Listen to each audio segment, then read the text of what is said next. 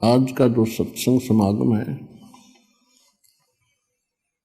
एक विशेष दिन के उपलक्ष्य में ये किया जा रहा है। ये फाल्गुन मास की द्वादशी वो शुभ दिन है। इस दिन परमात्मा सतलोक से चलकर आए थे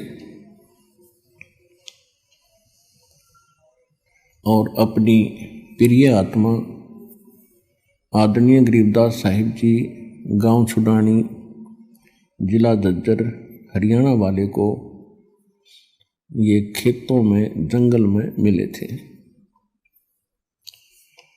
एक जिंदा महात्मा का रूप परमेश्वर बनाए हुए थे।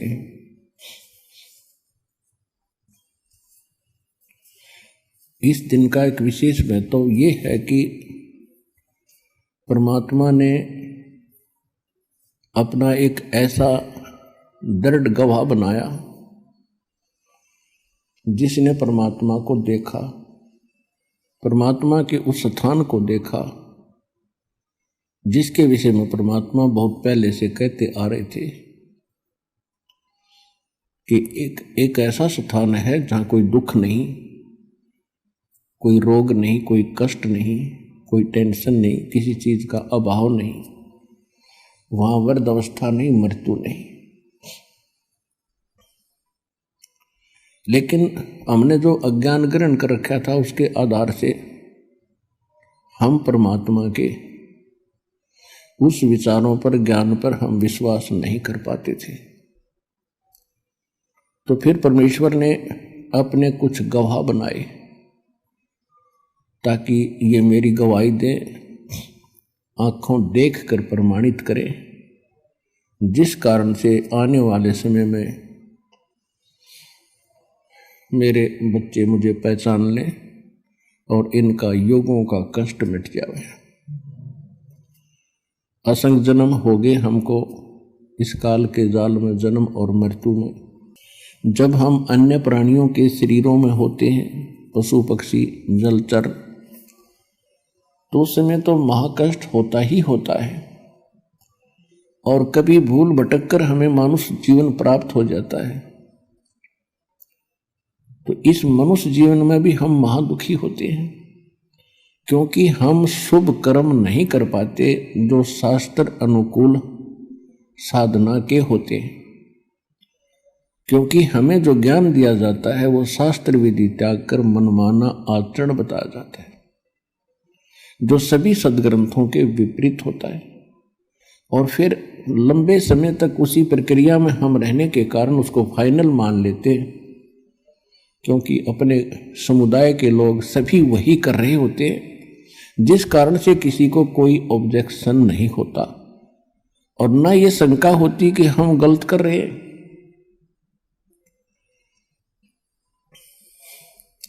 इस भूल को मिटाने के लिए परमात्मा स्वयं आते हैं। यहां पर दो शक्तियां काम कर रही हैं। एक तो असंख्य ब्रह्मांड का मालिक है कबीर भगवान, जिसको मुसलमान भाई अल्लाह अकबर कहते हैं, हम उसे कबीर साहिब कहते हैं। अल्लाह माने साहिब, अकबर माने कबीर, ये बोलने का अंतर है बस। अल्लाह कबीर, अल्लाह अकबर यानी साहिब कबीर, हम कबीर साहिब कहते हैं। इसको गॉड कबीर कहो। ये पूर्ण परमात्मा है, ये हमारा जनक है, हमारा पिता है। इसकी वचन शक्ति से हम सभी उत्पन्न हुए हैं। वो हमारे लिए दुखी रहते हैं कि किसी ना किसी तरह इन भोली आत्माओं को उस स्थान का पता लग जाए जहाँ ये रहा करते थे, सुखी थे, कोई कुछ कष्ट नहीं था, कोई मृत्यु नहीं थी, वृद्धावस्था नहीं थी और किसी चीज की कमी नहीं थी। और यहाँ दूसरी शक्ति है जिसके अंतर्गत हम फंसे हुए हैं। यहाँ ये ब्रह्म है, सरपुरुष है, इसको ज्योत स्वरूपी निरंजन काल भी कहते हैं। इस काल ने एक ऐसा भयंकर जाल बना रखा है कि जीव को परमात्मा की जानकारी ना हो और जितने कर्म ये करे वो कर्म बिगाड़न के करे, शुभ ना कर सके। और दूसरी, इसने अज्ञान फैला दिया, ये नकली पंथ संत बनवा के, और इन जीवों को ऐसा दृढ़ कर दिया उस अज्ञान के अंदर। जब परमात्मा स्वयं भी आते हैं तो भी हम परमात्मा के उन वचनों पर विश्वास नहीं करते थे। इसलिए परमात्मा परमेश्वर कबीर जी ने अब एक विकल्प खोजा। उन्होंने अपने गवाह तैयार किए कि ताकि ये मुझे पहचाने और मेरे स्थान को जाने, फिर अपने बहन भाइयों को ये आंखों देखा ज्ञान सुनावे। जब हम आंखों देख लेते हैं किसी वस्तु को, फिर हम दृढ़ता के साथ कहते हैं, फिर हम विचलित नहीं हो सकते। और यही कारण रहा कि जिन महापुरुषों को परमेश्वर आकर मिले, जो अपने उन्होंने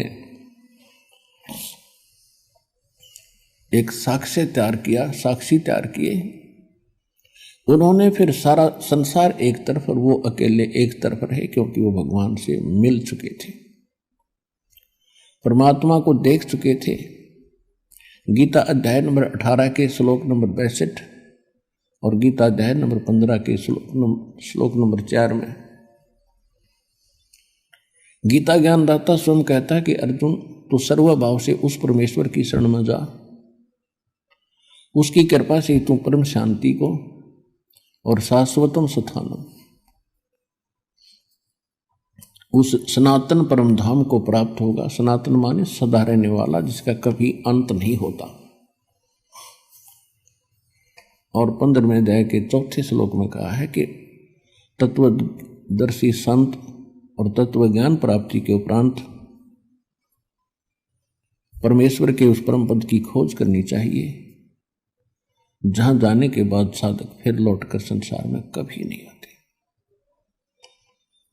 और गीता ज्ञानदाता कहता है कि मेरी भी साधना त्याग कर केवल एक उसी की भक्ति करो। अब इसने परमात्मा के डर से ज्ञान कुछ सदग्रंथों में तो सही दे दिया, लेकिन अपनी प्रेरणा से ये संत भेज गए, आचार्य और शंकराचार्य भेज गए। इसने अपने सदग्रंथों के यानी सिलेबस के विपरीत पढ़ाई पढ़ा दी, और वो फिर एक लोक वेद बन गया। हजारों वर्षों से हम उसी को सुनते और सुनाते आए। उस अज्ञान को हटाने के लिए परमेश्वर को स्वयं आना पड़ता है।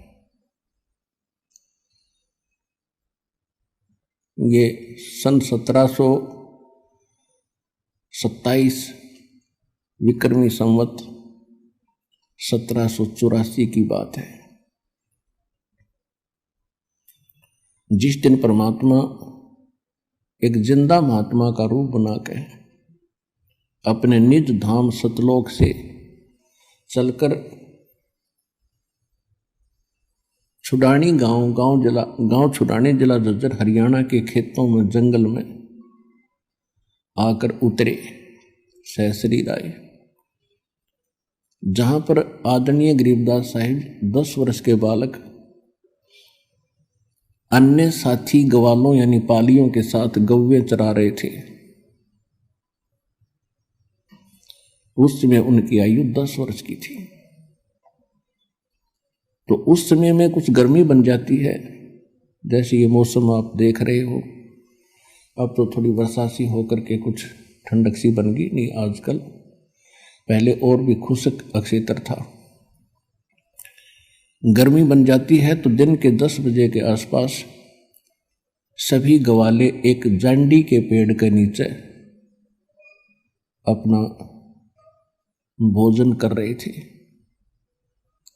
गव्वे इधर उधर चल रही थी, कुछ बैठी थी वृक्षों के नीचे। 10-20 अन्य और पाली थे, 8-10, और एक गरीबदास जी 10 वर्ष के थे। वो सबसे छोटे बच्चे वही थे, और वो गरीबदास जी का अपना ही जंगल था, अपना ही खेत थे। गरीबदास जी का मूल गांव करौथा गांव है जिला रोहतक के अंदर। इनका मूल गांव जो है गांव करौथा, जिला रोहतक, हरियाणा में। और इनके नानके थे गांव छुडानी में। गरीबदास जी के कोई मामा नहीं था, इसलिए इनके नाना जी ने गरीबदास जी के पिताजी को वहाँ घर जमाई रख लिया था। जमीन लगभग 1400 एकड़ थी। उसका वारिस कोई ना होने से अपने दामाद को श्री शिवदयाल जी ने वहाँ रख लिया था। छुडानी जाने के लगभग 10-12 वर्ष के बाद, 12 वर्ष के उपरांत गरीबदास जी का जन्म गांव छुडानी, जिला झज्जर में हुआ था। जमीन बहुत घनी थी, वर्षा पर आधारित होते थे। वर्षा हो जाती थी, कुछ कणक बीज दी जाती थी, बाकी क्षेत्र वो चरागाह बनाया करते थे और पशुपालन ही अधिक किया करते थे। उस दिन भी गरीबदास जी पाली गए हुए थे। एक जांडी के पेड़ के नीचे वो खाना खा रहे थे। गरीबदास जी का जन्म सन 1717 विक्रमी संवत 1774 को हुआ, वैशाख पूर्णमासी को। तो ये सन 1727 यानी संवत 1784 की बात है। फाल्गुन उतरते की द्वादशी यानी सुदी द्वादशी, चांदनी द्वादशी, दिन के 10 बजे परमात्मा वहाँ उनके पास एक साधु रूप में आए, जहाँ वो सभी गवाले पाली आहार कर रहे थे, रोटी खा रहे थे। उस समय अतिथि सत्कार बहुत होता था, साधु संतों को विशेष आदर दिया जाता था। तो वहाँ गवालों में, पालियों में 50 वर्ष के, 40 वर्ष के, 20 वर्ष, 28, 17 और छोटे बच्चे गरीबदास जी 10 वर्ष के थे। जब परमात्मा उनके पास से निकट आए, जैसे कोई यात्री होता है, तो सभी ने कहा कि महाराज राम राम। परमात्मा ने कहा भाई राम राम। कहा आओ महाराज खाना खाओ। परमेश्वर ने कहा भी खाना तो मैं अपने गांव से खा कर आया हूं। कौन गांव है आपका? परमात्मा ने कहा सतलोक गांव है मेरा। फिर सभी ने कहा जी खाना नहीं खाओगे तो दूध तो पीना ही पड़ेगा। हम साधु संत अतिथि को बगैर कुछ आहार किए नहीं जाने देते, ये तो आपने स्वीकार करना ही पड़ेगा। परमात्मा आए तो इसीलिए थे। तो परमेश्वर ने कहा भी ठीक है, मैं दूध पीऊंगा, लेकिन मैं कंवारी गाय का दूध पीता हूं। जो बड़ी उम्र के व्यक्ति थे, ग्वाले थे, वो कहने लगे बाबा जी आपकी नीयत नहीं है दूध पीने की, आप तो मजाक कर रहे हो। परमात्मा बोले भाई अगर दूध पिलाना है तो पिला दो। तो कुंवारी गाय का पीता हूं। इतनी डिस्कस हो रही थी, गरीबदास 10 वर्ष के बालक खड़े हुए एक कुंवारी गाय ले आए जो 1.5 वर्ष की बच्चिया थी, और कहा महाराज जी इसका ना तो बच्चा हुआ है, ना इसके कोई सतन है, ये दूध कैसे देगी? परमेश्वर कबीर जी ने कहा कि बच्चों कोई तुम्हारे पास ऐसा बर्तन हो वो लाओ जिसमें दूध निकाल लेंगे। एक छोटा सा मिट्टी का बर्तन था, 8-10 किलो का, 8-10 लीटर का,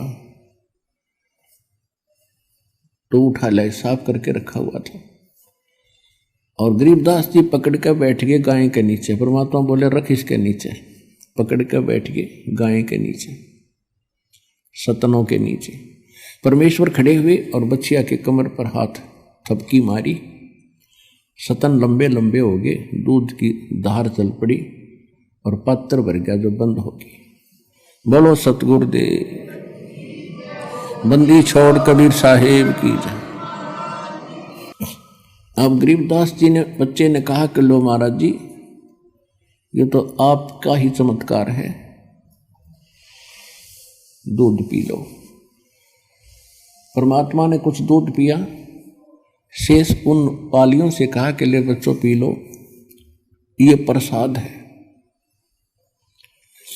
अब जो बड़े गरीबदास जी से जो बड़े थे सारे, उन्होंने कहा कि हम ना पीवें, ये तो पाप का दूध है, कुंवारी गाय का दूध निकाल दिया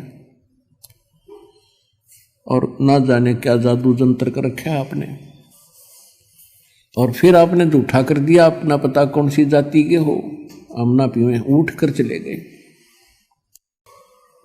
अब गरीबदास जी ने कहा कि लो भगवान मुझे दे दो,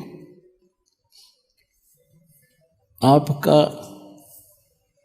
बनाया हुआ प्रसाद कब कब उपलब्ध हो, सौभाग्य है मेरा जो आपका झूठा दूध मुझे प्राप्त होगा, अमृत होगा। परमात्मा ने कहा था बेटा ये जादू जंत्र का नहीं है, ये यहाँ इस लोक का भी नहीं है, ये तो मेरे लोक से आया, सतलोक से, और पी लो तुम, बहुत लाभ होगा। कहते हैं सकल पदार्थ है जग माही, पर कर्महीन नर पावत माही। गरीबदास जी ने वो दूध पिया, वो सभी चले गए दूर, पाली दूसरे साइड में गौओं को भी आंक ले गए। अब वहां रह गए वो परमात्मा और वो प्यारी आत्मा जिसके लिए मालिक आए थे। परमेश्वर ने चर्चा शुरू की कि बेटा भक्ति किया करो, परमात्मा का नाम लेना चाहिए, ये मनुष्य जीवन बार बार नहीं मिलेगा। तो गरीबदास जी जैसे बच्चे थे कहने लगे भगवान हम करते हैं, राम राम करते हैं, सीता राम करते हैं, राधे श्याम का जाप करते हैं, बजरंग बली की जय बोले, शंकर भगवान की भक्ति करें। फिर परमात्मा ने काफी देर तक उनको समझाया बेटा ये इनकी भक्ति से मोक्ष नहीं हो सकता, आपका जन्म और मृत्यु नहीं मिट सकता, आपके कर्म के अंदर यानी प्रारब्ध के अंदर जो लिखा है कोई पाप कर्म जिससे आपको कोई हानि होनी है, तो इन भगवानों की भक्ति से वो समाप्त नहीं हो सकती।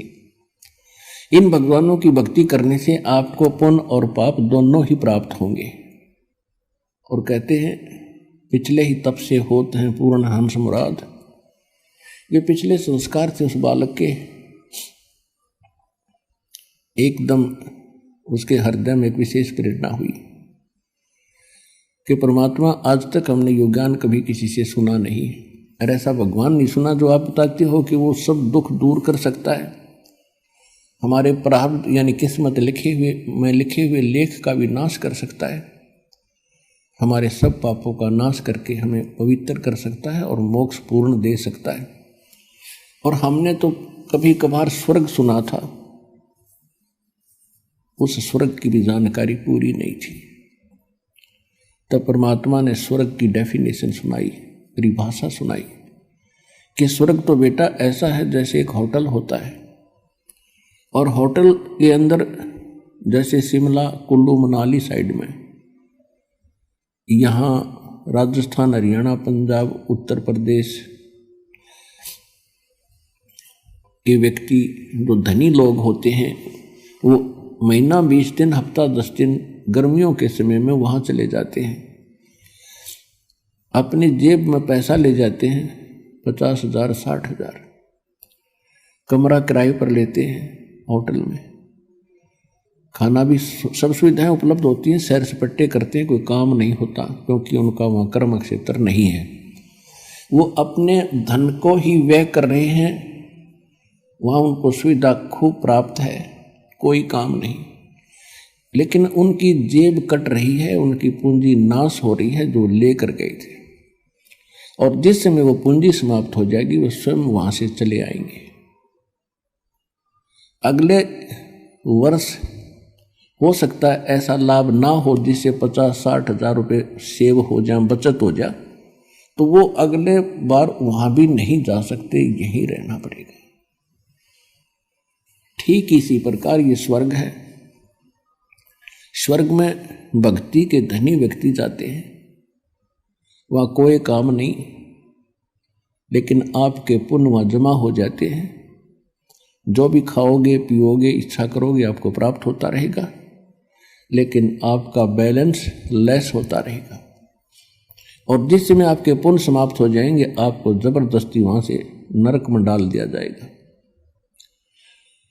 और नरक के बाद फिर पुनः आपको यहाँ 84 लाख योनियों की कुत्ते गधे सूअर के शरीरों में बेचा जाएगा।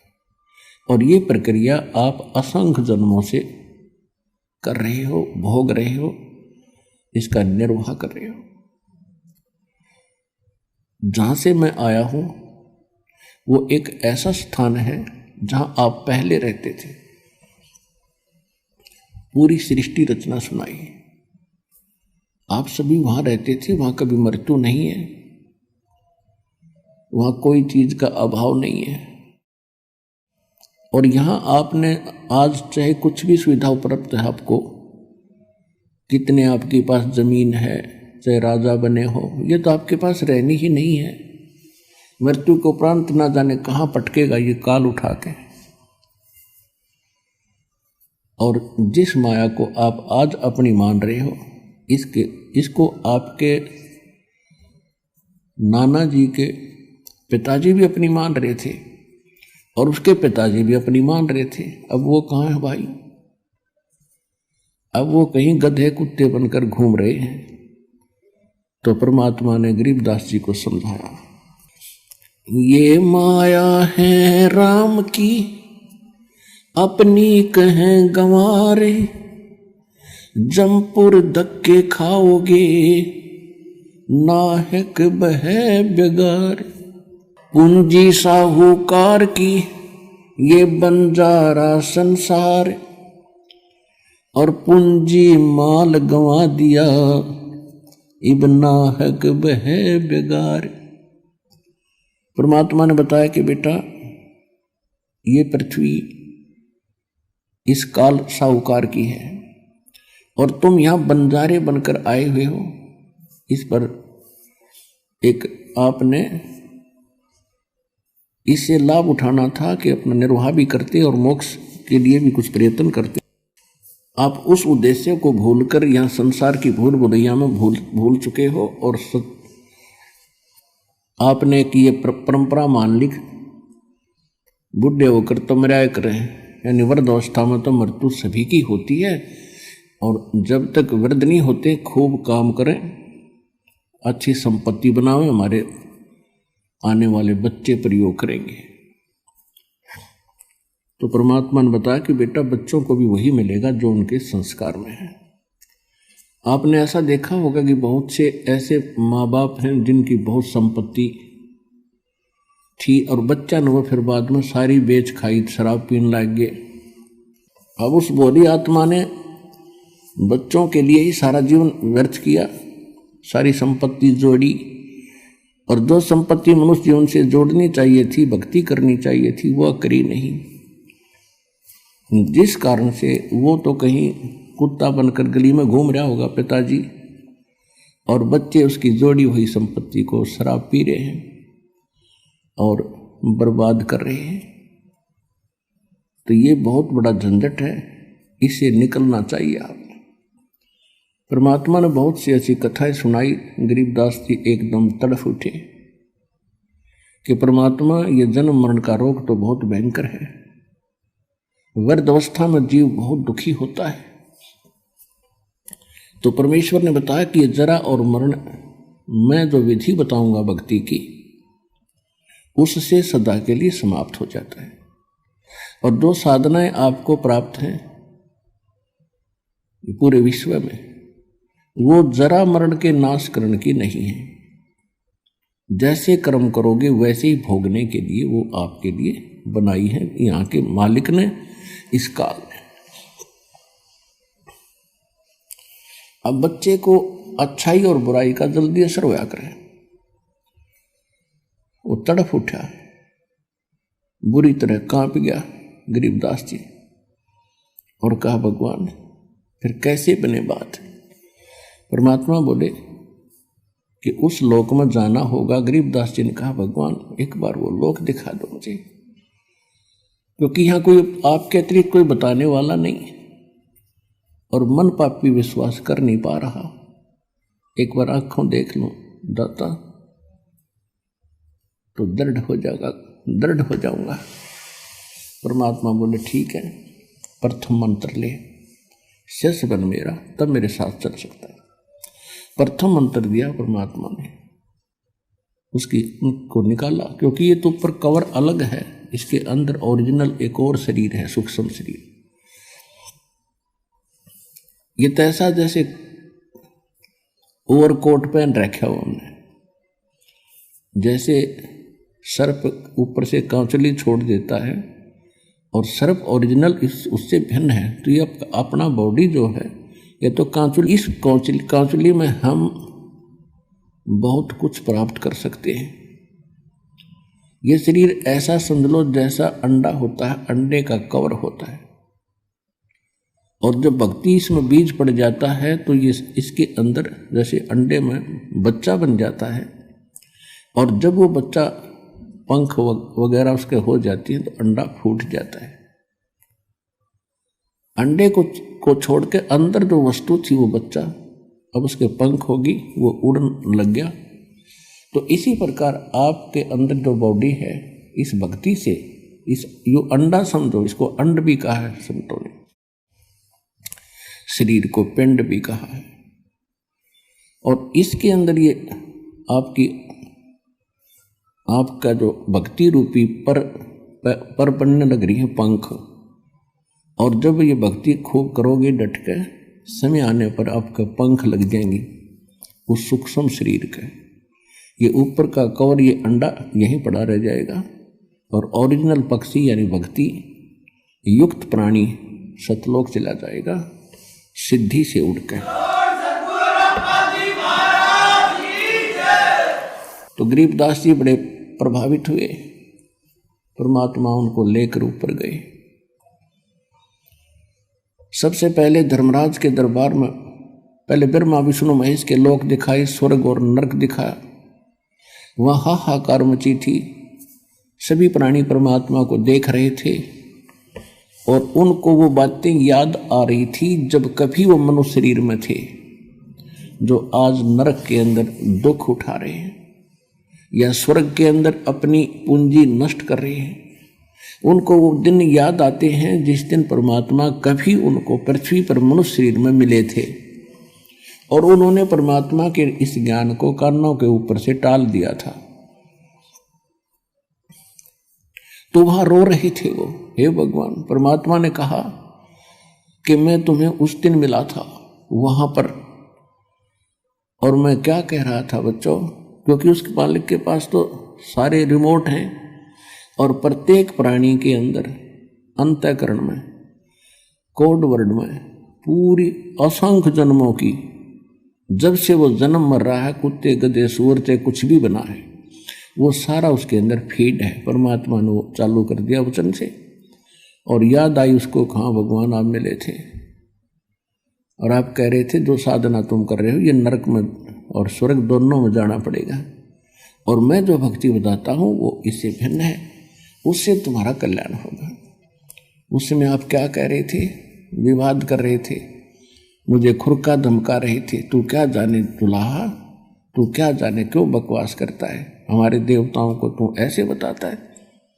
वो सारा कुछ सुनाया परमात्मा ने। वो लज्जित हो गए कि भगवान से धोखा हो गया, बचा लो दाता, अब नहीं। परमात्मा बोले अब नहीं। जब कभी तुम्हें मानव शरीर प्राप्त हो और मेरा कोई दास मेरे ज्ञान की महिमा सुना रहा हो, उसकी शरण में आ जाना, तब तुम्हारा कल्याण होगा। अब गरीबदास जी सुन रहे हैं, उनकी आंखों से सुन रहे हैं, अपने आंखों देख रहे हैं, कानों सुन रहे हैं कि इन्होंने ऐसे ऐसे कहा था भगवान को, और आज ये रो रहे हैं। ये रामकृष्ण के पुजारी थे, कोई शंकर जी का पुजारी था, कोई मुसलमान वहीं पीटा जा रहा था, कोई कुछ साधना कर रहा था, कोई जैनी था। अब सभी वहां भुगत रहे थे। अब गरीबदास जी इतने दृढ़ होते जा रहे थे, ओए होए, हे भगवान, सचमुच ये हालत होती अगर हम मालिक ना मिलते तो अपने को। फिर ब्रह्मा विष्णु महेश के लोक में ले गए। वहां देखा बेटा ये सिर्फ ये सब ना अपनी दुकान खोल रखी है। विष्णु लोक में एक होटल है, शिव लोक में होटल है, और ब्रह्मा के लोक में भी होटल यानी स्वर्ग है। विष्णु जी का पुजारी विष्णु लोक में जाता है, जब तक उसके पुण्य रहते हैं वो वहां रहेगा, उसके बाद फिर नरक में डाल दिया जाएगा।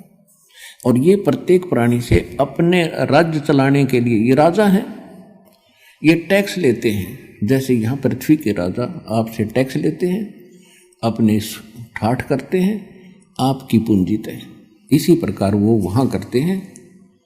इसी प्रकार शिव के लोक में रेस्टोरेंट है यानी स्वर्ग है, शिव का पुजारी स्वर्ग में रखा जाता है। जब उसके पुण्य समाप्त हो जाते हैं उसको फिर नरक में डाल दिया जाता है। नरक के बाद फिर 84 लाख प्रकार के इन प्राणियों के शरीरों में असंख्य जन्मों तक भटकता रहता है। इसी प्रकार ब्रह्मा जी के लोक में, इसी प्रकार दुर्गा जी के लोक में, ऐसे ही गणेश जी के लोक में जो गणेश के साधक हैं वो उसके पास चले जाते हैं। ऐसे ही ज्योत निरंजन ब्रह्म काल के ब्रह्मलोक में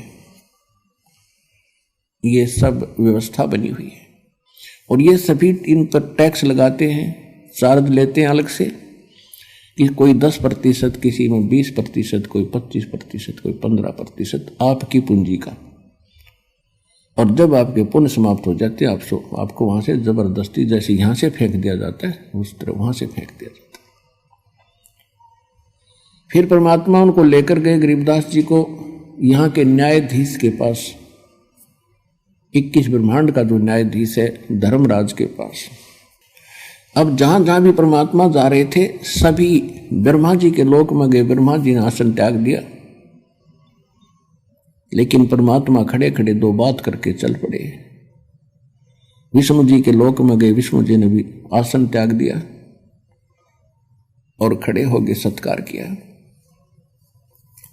ऐसे ही भगवान शंकर के लोक में।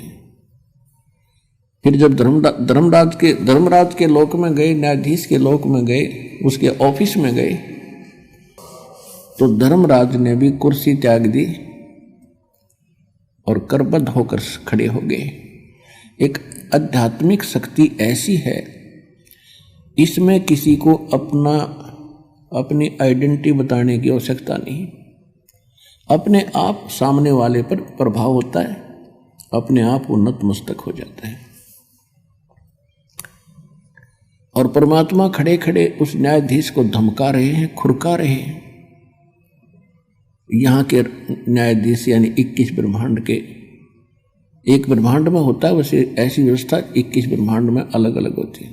तो इस ब्रह्मांड के न्यायाधीश यानी मुख्य न्यायाधीश चीफ जस्टिस को, धर्मराज को परमात्मा खड़े खड़े कह रहे हैं कि कान खोल कर सुन ले, यदि मेरी आत्मा का तूने अकाउंट भी ले लिया तो मुझसे बुरा नहीं होगा।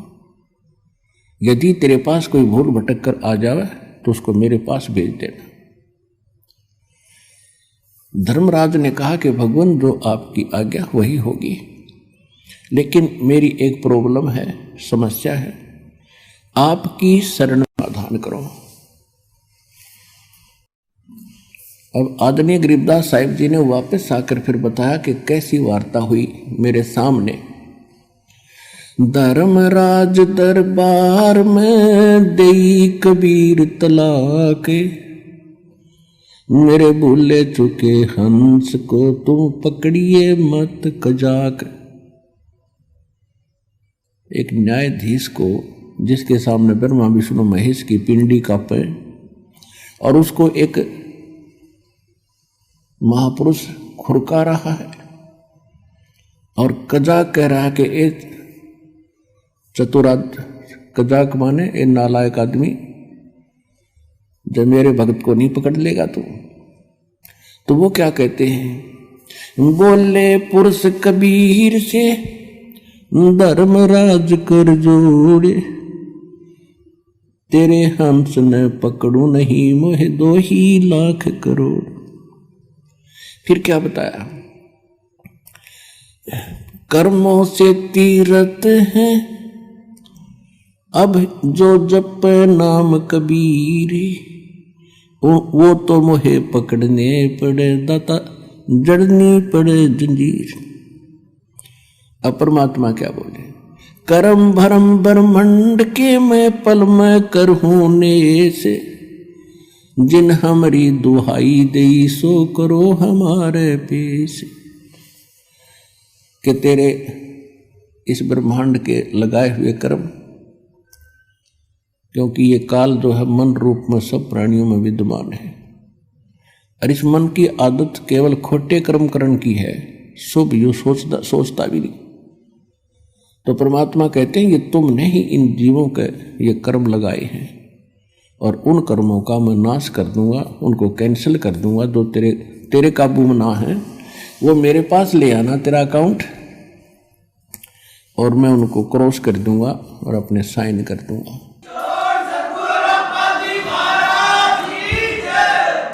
जब ही सतनाम हृदय धरो, भयो पाप को नाश, जैसे चिंगारी अग्नि की वाई पड़े पुराने घास।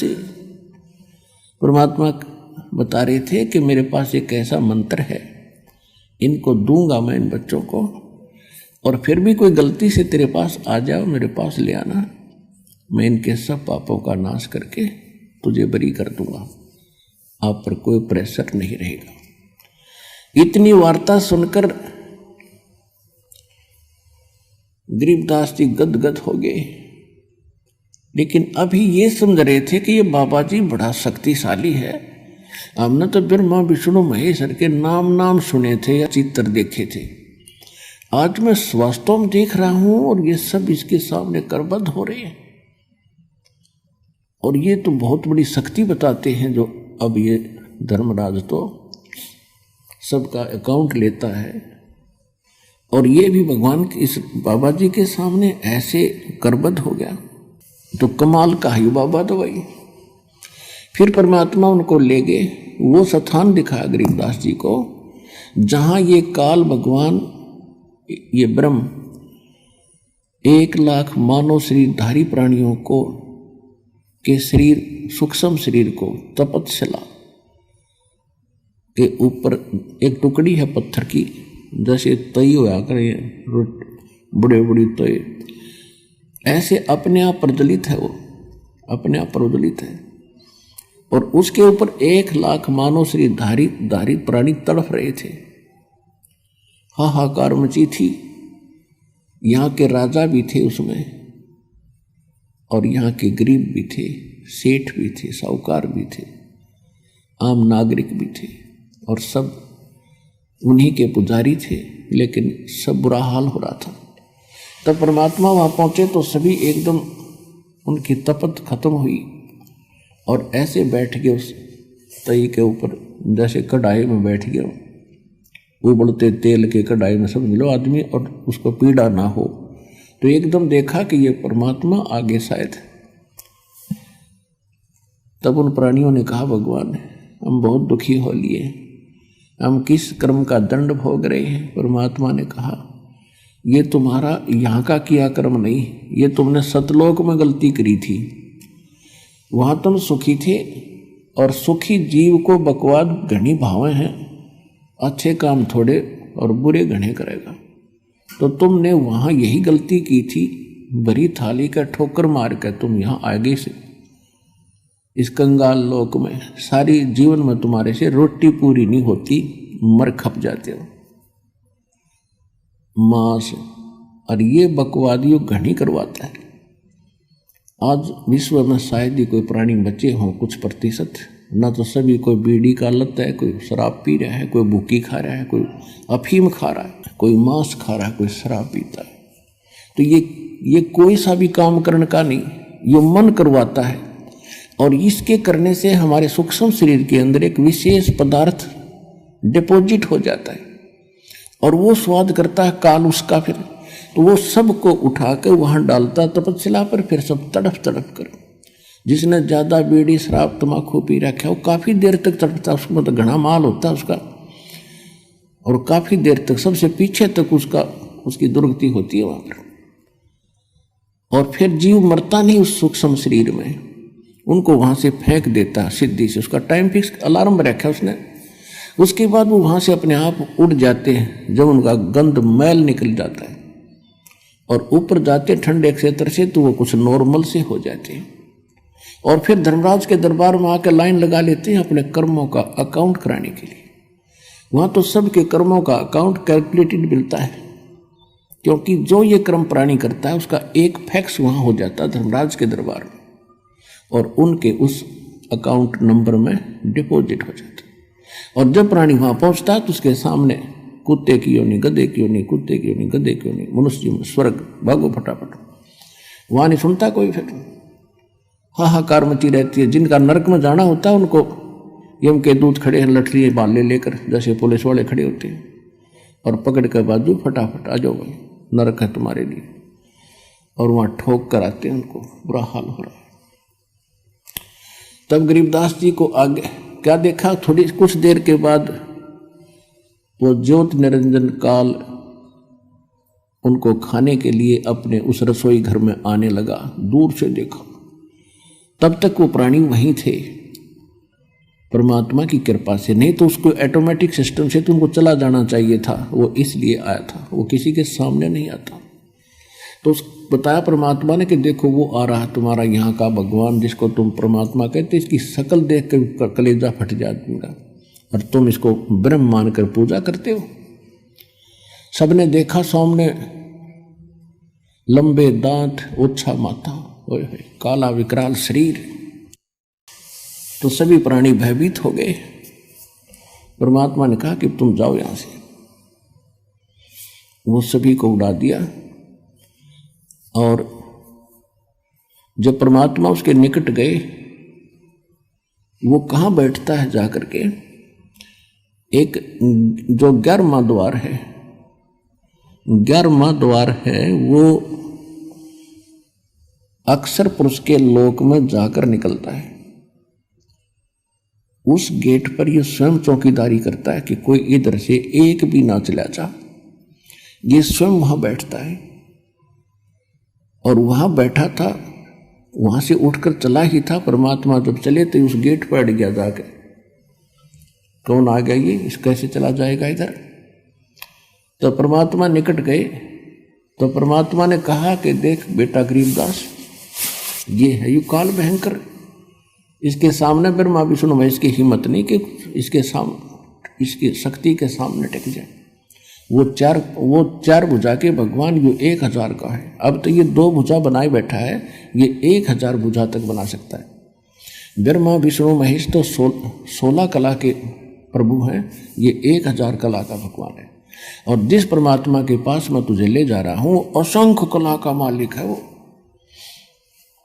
और देखना, अब मेरे पास ऐसा मंत्र है, एक मेरे पास ऐसा मंत्र है, अब मैं सिमरण करूंगा जाप का, सतनाम का, श्वास से, और ये ऐसे हो जाएगा जैसे, क्या बताया, जैसे फनपति मंत्र सुन रखे फन सकोड़े, ऐसे बीरा मेरे सतनाम से यू काल लवे मुंह मोड़े।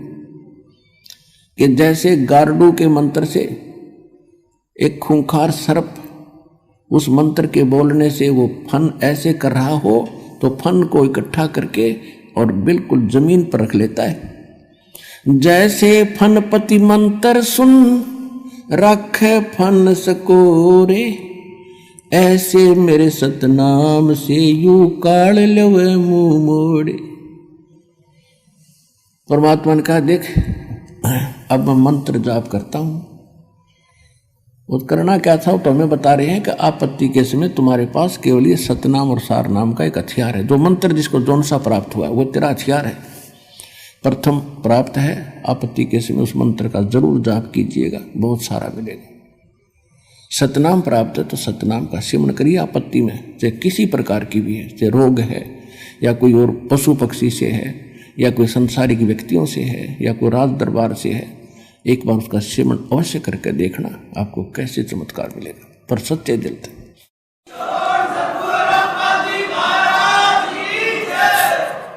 और सारनाम प्राप्त है, सारनाम का जाप करिए। सतनाम प्राप्त है, सतनाम का करिए।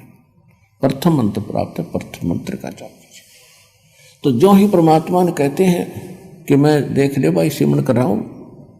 उसी समय काल जहां उस गेट के ऊपर 11वें द्वार पर नो कड़लाए बैठा था और ऐसा सिर झुक गया उसका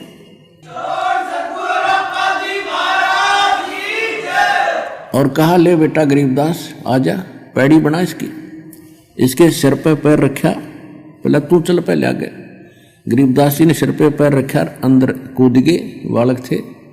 ऐसे परमात्मा ने सिर पे पैर रखा और आगे चला गया। वो फिर ऐसे हो गया, कदे और ना निकल जा, दो तो गए तो गए, ये तो कर डारे है।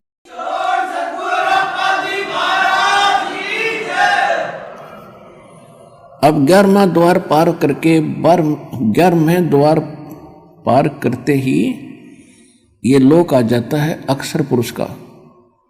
गीता अध्याय नंबर 15 के श्लोक नंबर 16 और 17 में 3 पुरुष हैं। एक सरपुरुष, ये ब्रह्म है, 21 ब्रह्मांड का मालिक, जिसको ज्योत स्वरूपी निरंजन काल भी कहते हैं। और अक्षर पुरुष ये 7 संग ब्रह्मांड का स्वामी है। और इनके अंतर्गत जितने इनके अंतर्गत प्राणी हैं वो भी नाशवान और ये स्वयं भी नाशवान। 15वें अध्याय के गीता जी में 17वें श्लोक में कहा कि उत्तम पुरुष है तू अन्य परमात्मा है तू उदाहरते। उत्तम पुरुष यानी श्रेष्ठ परमात्मा तो इन दोनों से सरपुरुष और अक्षर पुरुष से अलग है, जिसको परमात्मा कहा जाता है। यह लोक धर्म अविषय विवृत्ति अवैश्वर है, जो तीनों लोकों में प्रवेश करके सबका धारण पोषण करता है, यानी कुल का मालिक वासुदेव। वो वासुदेव है, ये श्री कृष्ण वासुदेव नहीं, इसके तो पिता का नाम था वासुदेव। तो तब उस अक्षर पुरुष के लोक को पार करके फिर परमात्मा ने बताया कि जब तुम यहाँ आओगे, यहाँ इसके बहुत लंबा क्षेत्र है, इसके यहाँ से आपने जाना है तो यहाँ आपको इसका वो मिलेगा, विमान मिलेगा, और इसका टैक्स देना है आपने। उस बहर गुफा तक जाने का, 12वें द्वार में प्रवेश करने तक इसका टैक्स देना है। उसका एक मंत्र दूंगा जो इसकी कमाई बनेगी। फिर ये तैयार रखेगा आपके लिए यहाँ एक विमान है, और आपको 7 संग ब्रह्मांडों को पार करके बहर गुफा में छोड़ेगा। उसके बाद एक मंत्र और दिया जाएगा जो सार नाम है, उसकी कमाई से आप यहाँ 27 स्थान पाओगे। तो जो ही परमात्मा वहाँ पहुँचे तो अक्षर पुरुष का सारा स्थान दिखाया। अक्षर पुरुष के पास पहुँचे, वो खड़ा हो गया। वो ऐसा निकम्मा नहीं है जैसा ये काल है, लेकिन वहाँ भी जन्म मृत्यु प्राणियों की बनी रहेगी, लेकिन उनकी आयु बहुत बड़ी है। फिर भी जन्म मृत्यु पशु पक्षी ऐसे ही हैं, लेकिन वो किसी को खाता नहीं, स्वार्थवश दुखी नहीं करता। लेकिन कर्म आधार दंड वहां भी पुण्य और पाप, स्वर्ग और नरक दोनों ही बने हुए।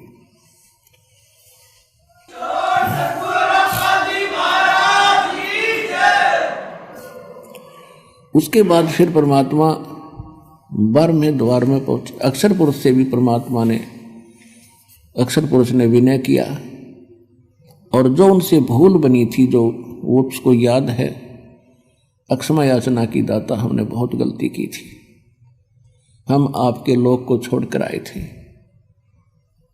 अब कभी दया करिए दाता। परमात्मा बोले वह दया तो हम रोज ही करें, पर तुमसे ये लालच ना छूटता, यहाँ की प्रभुता ना छूटती, ला अब कर दूं दया तेरे पे। मैं कहूँ ऐसे भक्ति कर। फिर क्या कहता जी, फिर देखेंगे, एक उठाट दिखे उसने, फिर देखेंगे। सब किसी ने देख ले, जिसने समय पर रोटी मिल रही है, छोटी सी कोई जॉब ठीक हो या व्यवसाय ठीक हो, बाल परिवार ठीक हो, उसको कोई कह दे आजा भक्ति कर ले, लोग फिर देखेंगे। ये बात गुट्टी लानी है सामने, वह ना छूटती। फिर क्या देखेगा, जब गधा बन जाएगा फिर तो कुम्हार देखेगा, सिर मकड़ में मारेगा लठ। अब देखना तब देख, छोड़ सारी बुराइयों को और कर भक्ति सच्चे नाम की। और यहाँ भी सुखी रहेगा, जब तक तेरा यहाँ संस्कार है तो भी सुखी इसी से रहेगा। नहीं तो आज सब कुछ है तेरे पास, कल मृत्यु हो जा, फिर गधा बन कर घूम रहा होगा। खा कर ये जीवन यहाँ का। और इस ज्ञान से यह बात समझ में आवेगी, प्रमाण दिया जाएंगे, भगवान बतावे, आँखों देखा वो संत बतावे अब जैसे आम कहावत होया करती, कोई बात बतावे इधर उधर की, तो उसने यूं कहा करते कि तू कौन सा भगवान तो मिलकर आ रहा है। यानी भगवान से कोई मिलकर आवे तो उसकी बात तो सच्ची मानी उन्होंने भी, कि आप कौन से भगवान से मिलकर आ रहे हो, इसी दृढ़ कॉन्फिडेंस से कह रहा तू यह बात। तो परमात्मा खुद आए और जो भगवान से मिलकर आए उन्होंने बताई यही बातें। तो शंका नहीं रहनी चाहिए समझदार व्यक्ति को, जो वो ज्ञान बताया जा रहा है और दास उन महापुरुषों का बताया हुआ बता रहा है, तो आपको तुरंत समझ में आना चाहिए और यहां से सिर पर पैर रख लो, सतलोक जाने के लिए डट कर भक्ति करनी चाहिए।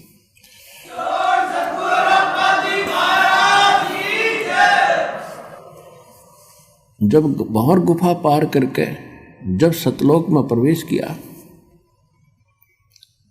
अब आज तक किसी ने पूछ लो, किसी मजहब धर्म के व्यक्ति ने, परमात्मा कैसा है? परमात्मा तो निराकार है, वो देखा थोड़ा ही जाता है, परमात्मा का केवल प्रकाश देखा जाता है। देख कैसी अकल खराब हो रही थी हमारी। अब कोई कहे सूर्य निराकार है, सूर्य का केवल प्रकाश देखा जाता है, तो कैसी अकल है उस व्यक्ति में। तो हम ऐसे थे, हमारे ऋषि महर्षि सारे बालक बुद्धि वाले। जब सूर्य बिना प्रकाश किसका देखा? जब भगवान का प्रकाश देखा, डिवाइन लाइट देखी, तो कमाल की बात। वह लाइट है किसकी? वस्तु तो वो है देखने जोगी। इस लाइट ने के चाटेंगे हम, बता। तो वहां जाकर गरीबदास जी ने देखा, ओए होए ऐसा लोक है, हीरे पन्ने इनके हीरों के पहाड़ हैं, लालों के पहाड़ हैं, जैसे यहाँ पत्थर के पहाड़ हैं वहाँ हीरे मोतियों के पहाड़ हैं। और सदा बाहर वहाँ के फल फ्रूट, यानी ये फलों के ड्राई फ्रूट जैसे काजू किस्मों सेब ये और फल वगैरह, और सब आहार वहाँ पर सदा बाहर है, कभी अंत नहीं होता। और वहाँ जाने के बाद ऑटोमेटिकली गरीबदास जी की बॉडी का शरीर 16 सूर्य के प्रकाश जितना तेजों में हो गया। अब वो कभी अपनी तरफ देख रहा कि ये क्या हो गया बाबा जी। परमात्मा बोले, भाई यहाँ आने के बाद हम नए कपड़े पर आया करें, अपने भगता था ये नया कपड़ा है तेरा, वो नकली तेरा नीचे पड़ा है, वो तो 5 तत्व का वैसे गल जाना, रोग से सड़ जाना, दुर्घटना में मर जाता, वो तो कच्चा है बेटा। असली कपड़े यहाँ हम पर आएंगे आकर आपको, ये ऐसा शरीर होगा आपका। अब आगे देखा, जब वहां पहुंच गए 1 सेकंड के अंदर, जहां पर परमात्मा एक गुम्बद के अंदर, बहुत बड़ा गुम्बद जैसे मंदिर नुमा, मंदिर की चोटी थोड़ी ऊंची बनाई जाती है, नहीं ऐसे गोल होता है और बड़े सुंदर, और बीच में परमात्मा एक तख्त पर यानी सिंहासन पर विराजमान है। सिर पे मुकुट है, ऊपर छत्र है, और परमात्मा के एक रोम यानी बाल में करोड़ सूर्य मिला दे, शरीर के बाल में करोड़ सूर्य मिला दे, रोमकूप पर जो रोम उगे होते हैं, और करोड़ चंद्रमा, करोड़ सूर्य की रोशनी एक बाल के तुल भी नहीं है। इतना नूर उस मालिक के पूरी बॉडी का। वहां पर एक चंवर रखा था, नीचे से परमात्मा जो जिंदा महात्मा के रूप में गए थे, वो चंवर उठाया और उस तख्त पर यानी सिंहासन पर बैठे भगवान के ऊपर सत्कार के साथ चंवर करने लगे। अब गरीबदास जी कभी उस सिंहासन पर बैठे भगवान को देख रहे हैं, कभी जिंदा महात्मा के रूप में खड़े उस पर संत को देख रहे हैं जो नीचे से गया था। अब वो सोच रहे हैं कि ये क्या चक्कर है, ये भगवान ये है, ये बैठा। इसके बारे में ये बाबा जी बताते आ रहे थे। इतने में क्या हुआ, वो तेजो में शरीर वाला भगवान खड़ा हुआ और बाबा जी यानी जिंदा महात्मा के रूप में जो नीचे से गए थे परमात्मा, उस अनंत कोट ब्रह्मांड के सिंहासन पर विराजमान हो गए। और वो तेजो में शरीर वाले भगवान चंवर करने लगे जैसे सेवक करा करें। अब गरीबदास जी सोच रहे हैं भाई ये क्या चक्कर है, बाबा जी भगवान है, बाबा ये भगवान ये है। इतना सोच ही रहे थे कि तेजो में जो शरीर बाहर खड़ा था वो उस जिंदा वाले शरीर में समा गया। अकेले बाबा जी रहे, यानी जिंदा वाला महात्मा वाला रूप, और उनका तेज इतना हो गया, करोड़ सूर्य करोड़ चंद्रमा मिला दे एक रोम का।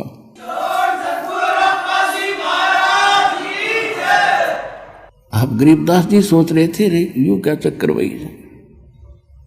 तो परमात्मा ने बताया कि गरीबदास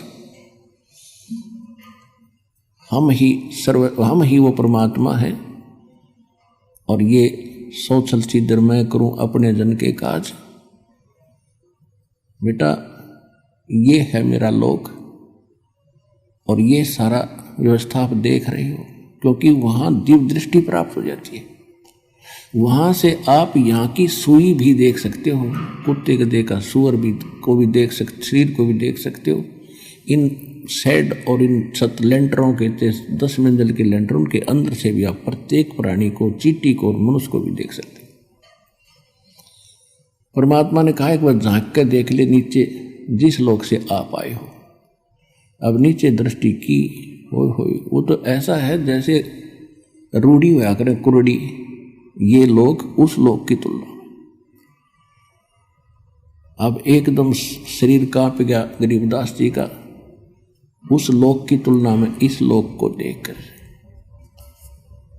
यहां तो ऐसे लग रहे जैसे कीड़े मकोड़े रहा करते हैं। एक चींटी को देख लो, सारा दिन एक टूक के लिए ऐसे ऐसे सारा दिन रात मंडी रहे, सब्र नहीं। ऐसे मनुष्य को देख ले, सुबह से लेकर शाम तक रात में भी वही सोचता रहे, तब सुबह उठते फिर भाग ले, और होना जाना वही है जो इस लिख रखा है मस्तिष्क में। और मस्तिष्क से अधिक भी प्राप्त करना चाहोगे तो भक्ति से होया करें, और भक्ति व शास्त्र अनुकूल हो, परम पिता की हो, पूर्ण ब्रह्म की हो, संसार रूपी वृक्ष के मूल की पूजा हो, तो फिर आपको एक्स्ट्रा फल भी मिले। तो वो इस काल ने नामो निशान मिटा रखा, उसी को बताने के लिए भगवान आते हैं यहाँ पर। तब उधर से क्या हुआ कि परमात्मा ने फिर बताया उस गरीबदास जी को कि बेटा मैं प्रत्येक युग में जाता हूं। सतयुग में सत सुकृत कह टेरा, त्रेता नाम मुनींद्र मेरा, द्वापर में करुणा में कहाया, यो कलयुग नाम कबीर धराया। मैं प्रत्येक युग में जाता हूं, एक लीला करता हूं। प्रत्येक युग में जब भक्ति प्रवेश करने जाता हूं, एक शिशु रूप धारण करके मैं किसी सरोवर में कमल के फूल पर विराजमान होता हूं, और वहां से कोई निसंतान दंपत्ति मुझे उठा ले जाती है। परमात्मा ने फिर सारी बताई कि इस सतयुग में ऐसे ऐसे विद्याधर नाम का ब्राह्मण और उसकी पत्नी वो उठाकर दीपिका उठाकर ले गई, फिर वही ऐसे बने। सारी कहानी बताई कि वही फिर आगे चल के रामानंद बने, और सारी कथा बताई। और कलयुग में जब मैं गया बेटा, मुझे एक नीरू नीमा नाम के जुल्हे उठा के ले गए थे काशी बनारस शहर से के तालाब से, लहर तारा तालाब से, और उनका कोई पिछला हिसाब था। ये नीरू नीमा कौन थे? द्वापर के अंदर एक सुदर्शन नाम के परमात्मा के भक्त हुए थे। जब परमेश्वर करुणा में नाम से आए हुए थे, उसने प्रार्थना की थी कि मेरे माता पिता ने आपका ज्ञान भगवान स्वीकार नहीं किया और ये बहुत दुख पाएंगे, मेरी अर्ज है दाता किसी जन्म में उनको शरण में लेके पार करना। तो उस प्रॉमिस वश मैंने प्रॉमिस किया था उनसे, उस सुदर्शन से, कि बेटा तू चिंता ना कर और निर्भय होकर निश्चिंत होकर शरीर त्याग दे, नहीं तू भी यहीं फंस जाएगा और मैं तेरे माता पिता को पार करूंगा, टाइम कितना लग जाएगा। जिस कारण से मैं उस पिछले प्रॉमिस अनुसार अपने वचनबद्ध होने के कारण उनको नीरू नीमा को, जो सुदर्शन वाली माता पिता वाली आत्मा थी, उनको मिला था कमल के फूल पे। वो दुल्हे का काम करा करते और मैं भी लीला में शरीर से धीरे धीरे बड़ा हुआ तो मैं दुल्हे का काम करा करता। और जब मैं बचपन शिशु रूप धारण करके जाता हूँ तो मैं उस काल के लोक का दूध ग्रहण नहीं करता।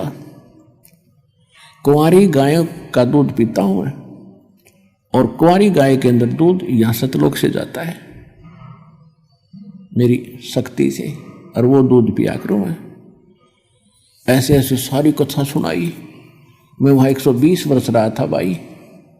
हम सुल्तानी नानक तारे, दादू को उपदेश दिया, जात जुलाहा भेद न पाया, वो काशी महे कबीर हुआ। परमात्मा ने बताया कि मैं बेई नदी के ऊपर इस नानक जी को मिला था और उनको अंतर्ध्यान किया, एक दरिया में डुबकी लगवाने का बहाना करके। लोगों ने सोच लिया कि ये मर गया, वो खोद रहे थे डाउन स्ट्रीम में, मैं ले गया उनको अप स्ट्रीम में जिधर से जल आ रहा था। वहां जाकर उनके समझाया, बैठाया, उनके शरीर को वहां छोड़ा, उनको भी मैं यहां लेकर आया था बेटा। जैसे आपको मिला हूं इसी रूप में, जिंदा महात्मा के रूप में उनको मिला था। वो मेरी प्यारी आत्मा थी। वो सतयुग के अंदर राजा अमरीश थे और त्रेता के अंदर वही आत्मा नानक जी वाली राजा जनक थे। और उन जन्मों में ने बहुत अच्छी भक्ति की श्री विष्णु भगवान की, लेकिन बेटा जन्म मृत्यु उनकी मिटी नहीं। और आप सभी मेरी आत्मा हो, अपने को दुख होता है, तुम वहाँ कष्ट उठा रहे हो और मैं यहाँ तुम्हारे लिए रो रहा हूँ। मैं रोवत हूँ सृष्टि को, सृष्टि रोवे मोहे, गरीबदास इस योग को हो समझ न सकता कोई। कि हे गरीबदास, वो नीचे के जितने भी ब्रह्मांडों में प्राणी हैं, वो उस समर्थ सुखदायी भगवान, कष्ट निवारक, संकट मोचन भगवान को खोज रहे हैं, उसके लिए रो रहे हैं, हमें सुख दो, हमारा दुख निवारण करो। और जिनको ये सुखदायी और संकट मोचन मान बैठे हैं, वो संकट मोचन नहीं है। और मैं जाकर कहता हूँ कि मैं हूँ वो संकट मोचन, मैं तुम्हें सारे दुख दूर करूँगा, तुम्हें सुख दूंगा और वो कंप्लीट सोल्यूशन दूंगा, कंप्लीट मोक्ष दूंगा, पूर्ण मोक्ष दूंगा। मेरी कोई सुनता ही नहीं। मैं रोवत हूँ सृष्टि को, सृष्टि रोवे मोहे, गरीबदास इस योग को समझ नहीं सकता कोई। तो वो भी जन्म मृत्यु में थे नानक जी, और उनको मैं यहाँ लाया था।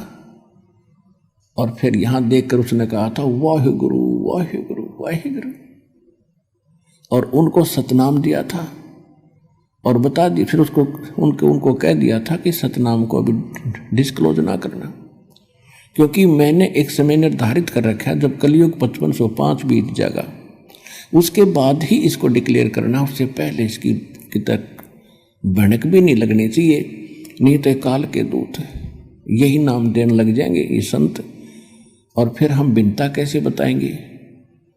और वो अधिकारी होंगे नहीं, चाहिए मंत्र उनको उनके पास हो भी जाते तो ये अधिकारी थे नहीं, अधिकारी बिना ये काम नहीं कर सकता।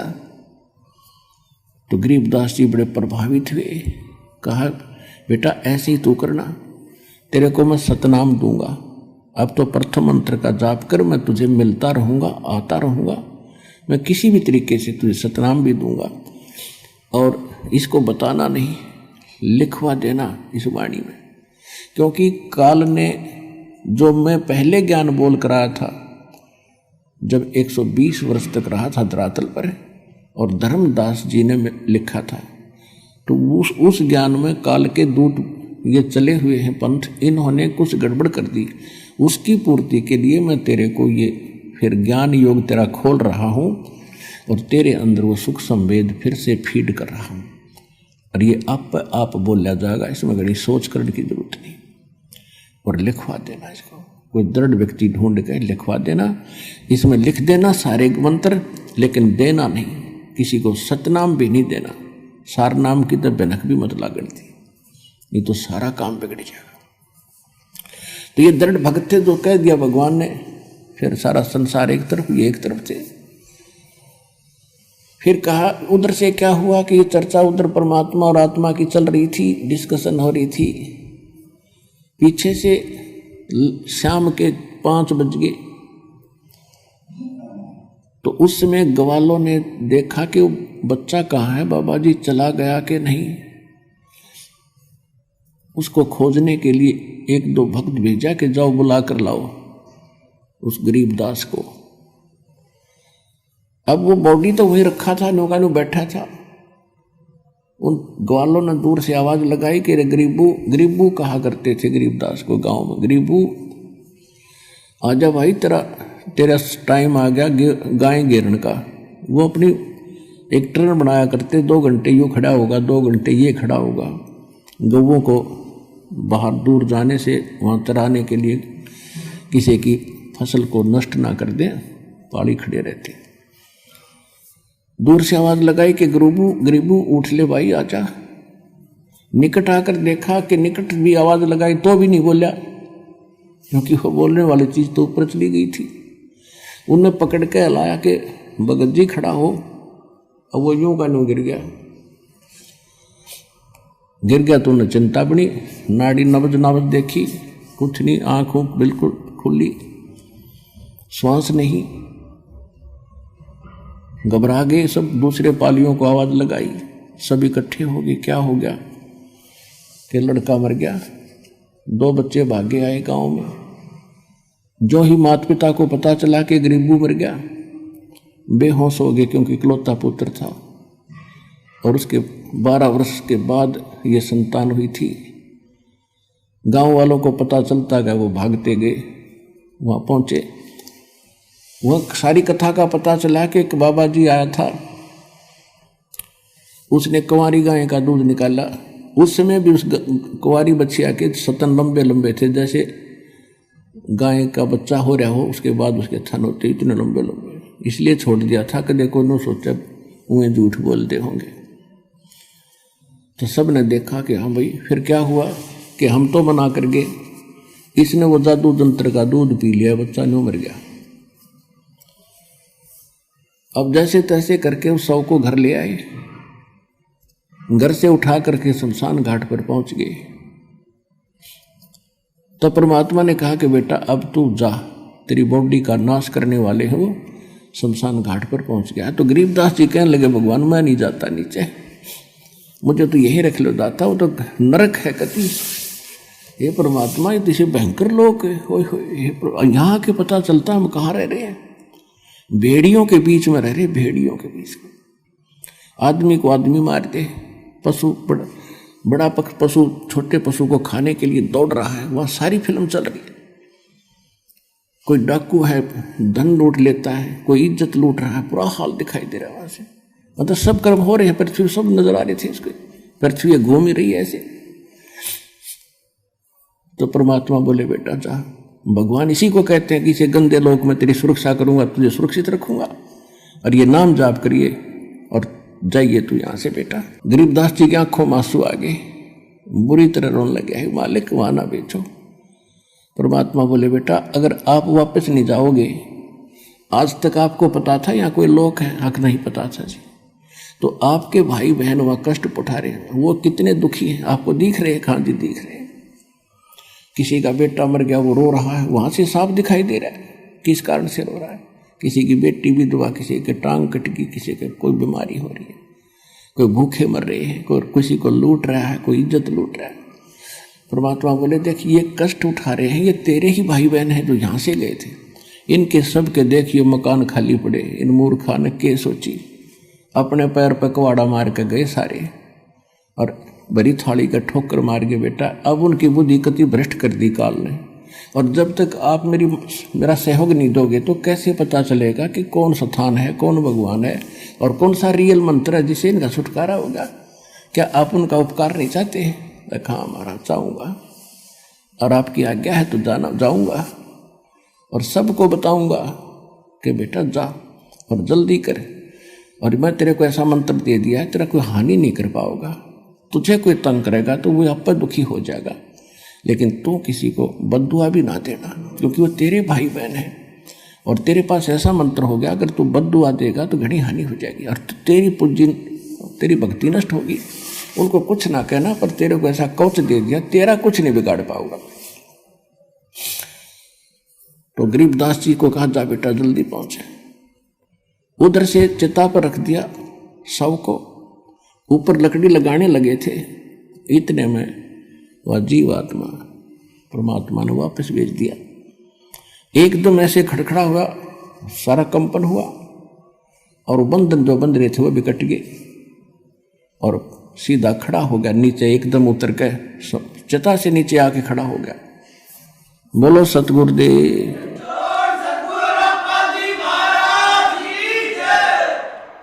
इस काल का ये भी भयंकर जाल है, यदि ये कहीं वहीं सपना टूट जाता खेत में न्यू का न्यू, तो गरीबदास जी को विचलित कर देते कि सपना देखा तो सो गया बैठा बैठा। जब शमशान घाट पर धरा देखा शरीर, जब उसका पेट उसको देखा, उसको जची विकान यकीन हुआ कि स्वप्न नहीं था, ये तो रियल में देख कर आया हूं। और फिर वो वाणी बोलने लग गया जो आज हमारे काम आई है, जिसके आधार से दास ने आपको आपकी आत्मा जगाई है और उसका मेल सब सदग्रंथों से करके आपके प्रमाणित किया है कि जो भगवान ने 600 वर्ष बोला था और गरीबदास जी ने जो कहा था, आज हमारे सदग्रंथ भी उसको समर्थन दे रहे हैं। अब गरीबदास जी के अंदर वो जो वाणी फीड कर दी थी परमात्मा ने, अब उन्हीं चौपाइयों को बोलना शुरू कर दिया। जिससे भी बात कोई उससे पूछता है तो ये वाणी बोलने लग जाता है। कहाँ गए थे? अजब नगर में ले गए हमको सतगुरु आने, जल के ब्रह्म अगाध गति वहां सूते चादर ताने।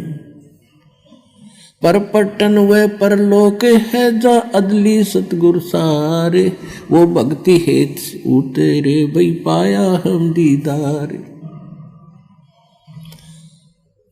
अलल पंख अनुरागे है सुन मंडल न थीरे, दास गरीब उधारिया मोय सतगुरु मिले कबीर। तो गरीबदास जी जिससे भी बात करते थे, कोई प्रश्न करता था, कहा क्या हुआ तेरे साथ, कैसे वापस आया, तो वाणी में बोलते थे, वो वर्बली नहीं बताते थे। हम सुल्तानी नानक तारे दादू को उपदेश दिया, जात जुलाहा भेद न पाया वो काशी महे कबीर हुआ। अनंत कोट ब्रह्मांड का एक रति नहीं भारे, सतगुरु पुरुष कबीर हैं ये कुल के सिरजनहारे। फिर उनको उपदेश दिया करते थे, भजन कर राम दुहाई रे, भजन कर राम दुहाई रे। जन्म अनमोल तुझे मिला ये, नर देही पाई रे। इस देही को देवालोचे, सुर नर मुनि बाई रे। भजन कर राम दुहाई रे, भजन कर राम दुहाई रे। परमात्मा से प्राप्त ज्ञान को जनता में सुनाने लगे, लेकिन कोई ना सुने। अब वह ज्ञान उसका समझ मावे नहीं, बोले वाले ग्रामीणों के, वो कहने लगे इसका बिरड़वा फूट गई, बंड है यो, बिरड़ावा है, पागल हो गया, जंतर मंत्र के दूध न पी के। तो उस वो बात करें और वो सुनावे अमृत ज्ञान, तो बालकों के समझ में कैसे आवे वो PhD की बातें, और वो पहली कक्षा के बच्चे भी कोई नहीं बकती। तो सभी के सभी उनको पागल कहने लगे, मेंटल, बावलिया कहने लगे, बावलिया। माता पिता को सब्र हुआ कि जैसा भी पागल है, मेंटल है, हमारी आत्मा संतुष्ट है कि हमारा बेटा जीवित हो गया। नगर निवासी भी खुश हुए क्योंकि एक बहुत बड़े रईस का दोता था, बहुत बड़े साहूकार जमींदार किसान का, जाट जाति में जन्मे थे गरीबदास जी। तो कहने का भाव यह है कि ऐसे 3 वर्ष बीत गए। 3 वर्ष के तक यही स्थिति रही। सब परमात्मा की वाणी सबको सुनाना चाहते थे, लेकिन कोई समझ नहीं पाता था, उसके पास भी नहीं बैठते थे, उसको पागल कहा करते। वो आ गया, उनकी माता का नाम रानी था कि रानी का पागल बावड़ा आ गया, रानी का बावड़ा आ गया। जैसे तैसे 3 वर्ष निकले। एक दादू पंथ के दादू जी को भी परमात्मा मिले थे, परमेश्वर कबीर जी जिंदा बाबा के रूप में। ऐसे ही अपने आत्माओं कई समस्याएं हैं। जैसे एक भक्त बता रहा था कि मैं आपके ज्ञान को सुनकर मैं दादू पंथ का एक हमारे गांव के अंदर आश्रम है वहां गया। हम पहले उन दादू को जी को नहीं मानते थे। जैसे गांव में अपनी अपनी अलग अलग मान्यताएं होती हैं और उसके बारे में विशेष ज्ञान मुझे था नहीं। फिर मैं इसलिए गया कि उनसे भी जानूं कि वास्तविकता क्या है, उनको तो सही पता होगा। तो वो दादू जी का जो पंथी वर्तमान में उस गद्दी पर विराजमान है संत, उससे मैंने बात की कि दादू साहिब जी की कुछ जीवनी पर विचार डाले। तो उसने कोई अटपट कथा बताई कि दादू जी कमल के फूल पर मिले थे और वहां से उसके माता पिता उठा लाए थे, उनको कोई संतान नहीं थी, ऐसे ऐसे बताया। फिर मैंने उनसे पूछा कि क्या उनको कबीर साहब मिले थे कि नहीं, ये किसी ने बता दिया आपको, कोई कबीर साहब नहीं मिले थे। उनको तो एक बूढ़ा बाबा मिला था,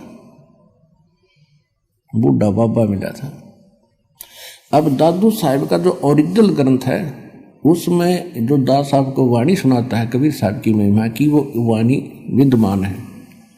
इन्होंने क्या किया, वर्तमान के अब 150 वर्ष के बाद ये पढ़े लिखे से हुए, इन्होंने वो वाणी निकाल दी, शेष रख ली।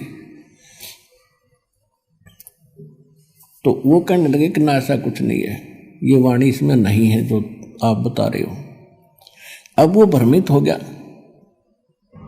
उसने फिर बता दिया ऐसे ऐसे मैं वहां गया था और ऐसे उन्होंने तो कुछ और ही कहानी बताई। तो मैंने कहा कि आप मुझ पर विश्वास करते हो या नहीं? आप पर तो पूरा विश्वास करते हैं, फिर आपने वहां जाने की जरूरत क्या पड़ेगी? तेरी बुद्धि स्लिप थी तभी तो वहां गया।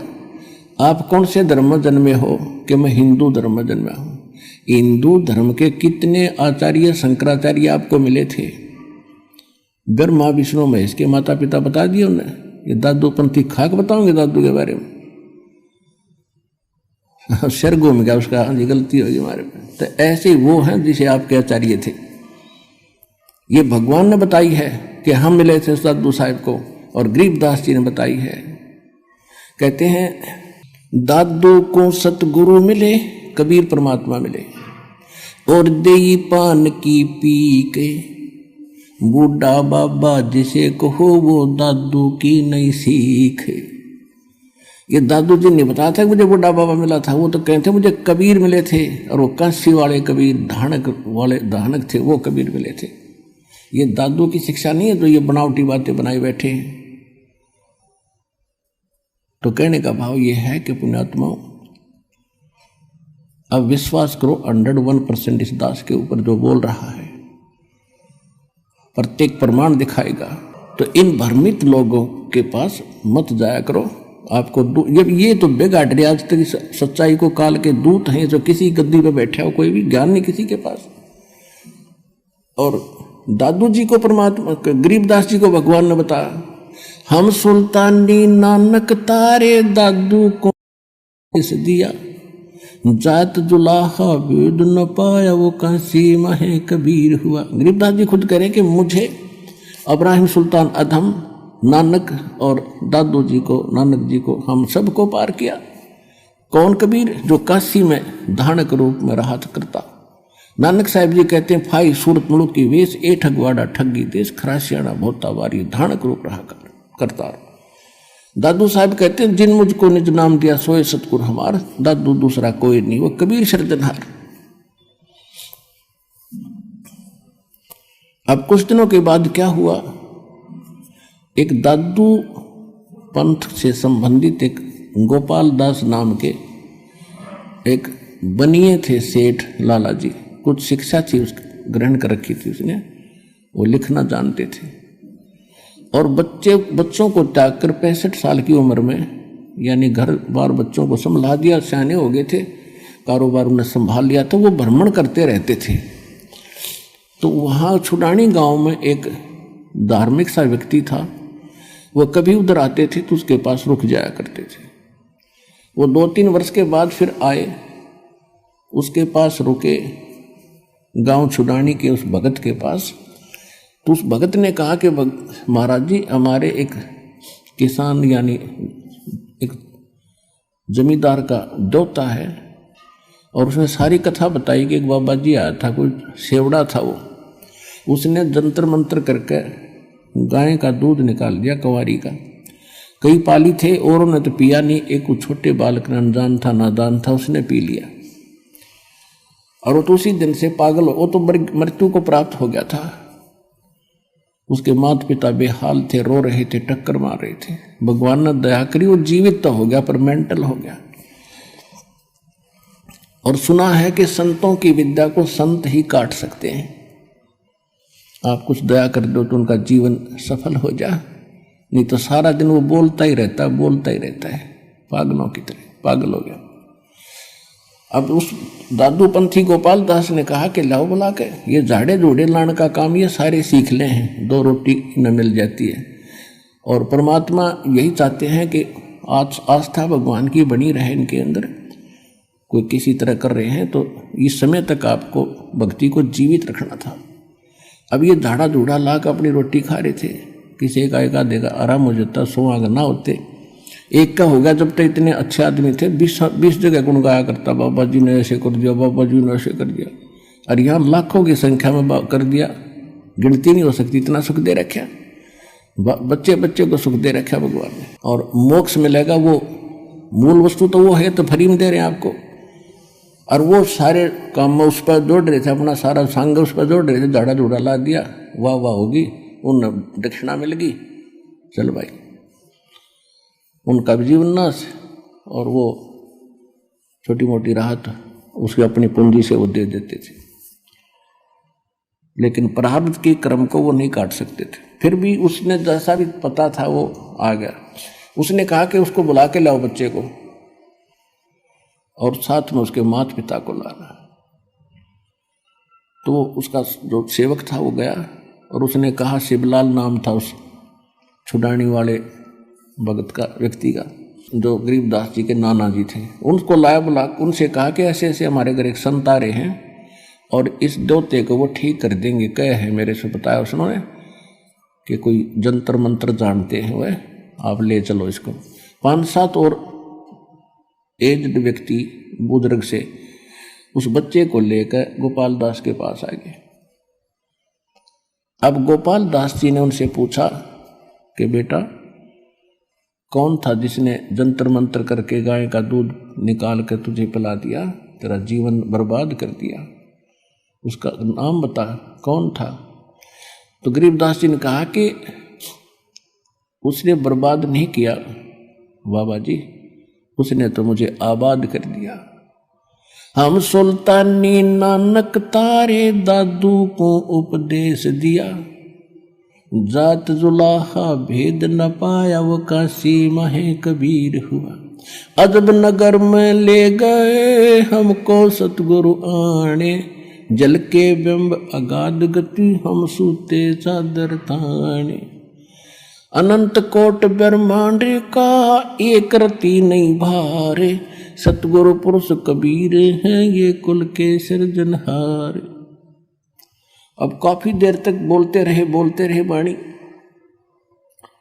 गोपाल दास का सिर घूम गया कि ये तो गजब की वाणी, और ऐसे आत्मा को छू रही है इसकी वाणी। वो वाणियों को समझता था। 65 साल का बाबा जी, और खड़ा हो गया है, हाथ जोड़ के कहने लगे, महाराज यह वाणी लिखवा दो, कलयुग में जीवों का उद्धार करेगी। अब गरीबदास जी चल पड़े। अब उन लोगों ने सोचा जो वहां बैठे थे कि इस लड़के में तो बुरी बला है, तगड़ी बला है, बाबा जी का भी असर हो गया, इसके साथ साथ हो लिया। अब गोपाल दास पीछे पीछे 65 साल का संत और गरीबदास जी आगे आगे। अब जहां भी गरीबदास मिले उसी समय गोपाल दास से प्रार्थना करे, भाई महाराज लिखवा दो, आप तो भगवान से मिलकर आए हो, ये वाणी लिखवा दो। तब तीसरे दिन उसने स्वीकृति दी कि ऐसे है गोपाल दास जी, अगर पूरी लिखो ना तो लिखवाना शुरू करो, बीच में छोड़ कर जाओ तो कोई फायदा नहीं। गोपाल दास जी ने कहा जी मैं तो बाल बच्चे त्याग के और परमात्मा के लिए निकला हूं, कोई काम नहीं है, आप बोलते रहो मैं लिखता रहूं। तो गरीबदास जी का एक बेरी का बाग था, बड़ बेरी का, और उसमें एक जंडी का पेड़ था, बहुत गहन छाया थी। वहां गरीबदास जी बैठ जाते थे, गोपाल दास बैठ जाता था। गरीबदास जी बोला करते थे, वो लिखा करते थे, यानी 80-90% वाणी वहां बैठकर लिखी गई। फिर भी कहीं कहीं कहाँ बोली गई वो बाद में अन्य सेवक हो गए थे, उनने लिखनी शुरू की। तो उस सब का संग्रह आज हमारे पास ये ग्रंथ साहिब के रूप में उपलब्ध है, जिसका हम पाठ करते हैं। दोनों तरफ आप देख रहे हो वाणी का पाठ चलता है।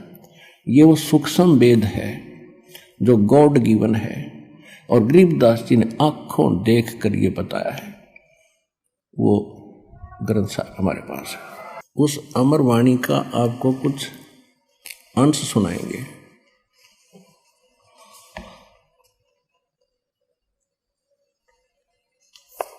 कस्तूरी नाम कबीर है, ये बिन छेड़े मैं कंत, आद अंत की कहत हूँ पटतर कोई न संत। कहते नैनो मद निरखत रहे वो अवगत नाम कबीर, बेड़ा पार लगाए हूँ सुरत सरोवर तीर। अब क्या बताते हैं गरीबदास जी,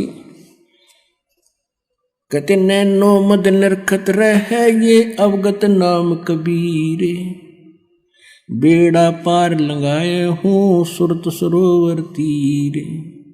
गरीब दो नैनो बिच कमल है ये उज्जवल हिरंबर धाम, शेष सहस पुन रटत है जिन्होंने पाया वो राम। अब कबीर साहब कहते हैं कि ने बताई कि जिस राम राम को तुम जपते हो, तुम तो एक जिह्वा से जपते हो, और शेष नाग के 2 जीभ हैं, और उस एक फन में उसके 1000 मुंह हैं, फन हैं। वो तो एक बार में कितने राम यानी 2000 राम एक कब बोल रहे हैं, और उसने नहीं पा लिया इन मंत्रों से वो स्थान जो मैं देख कर आया हूं। क्या बताते हैं, अब क्या बता रहे हैं कि 2 नैनो बिच कमल है, आगे कमल जिसको त्रिकुटी कमल कहते हैं। 2 नैनो बिच कमल है वो उजल हिरंबर धाम, शेष सहस पुन रटत है जिन्होंने पाया वो राम। सहस 88 ना गए ये 2400 पर चोखे, 3300 पर तलब है ये कोई बकरा कोई भूखे। कहते उस स्थान पर यानी पूर्ण मोक्ष प्राप्ति का मार्ग ना 88,000 ऋषियों को प्राप्त हुआ, और ना 33 करोड़ इन देवताओं को प्राप्त हुआ, और न ही ये 24 अवतार आप मानते हो इनको प्राप्त हुआ।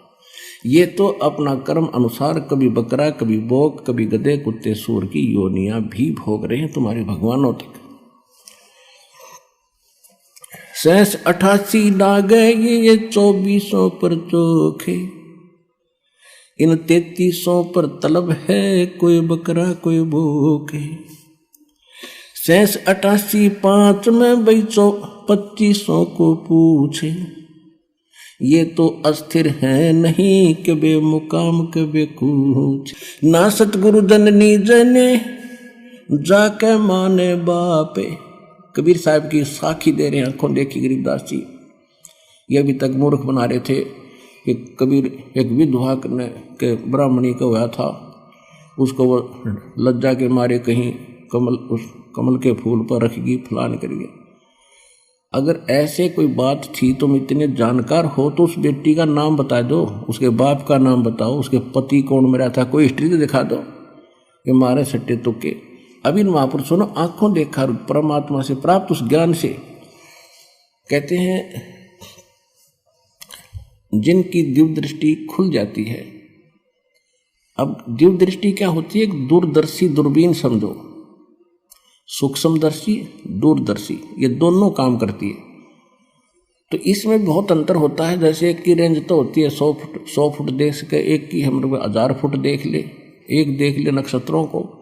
तो ऐसे ही अन्य संतों जैसे व्यास जी को भी दिव्य दृष्टि थी, छोटी थी, उसने संजय को दी थी महाभारत के टाइम, उसको दे दी तो वो सिर्फ कुरुक्षेत्र तक का देख सका था, उससे आगे नहीं।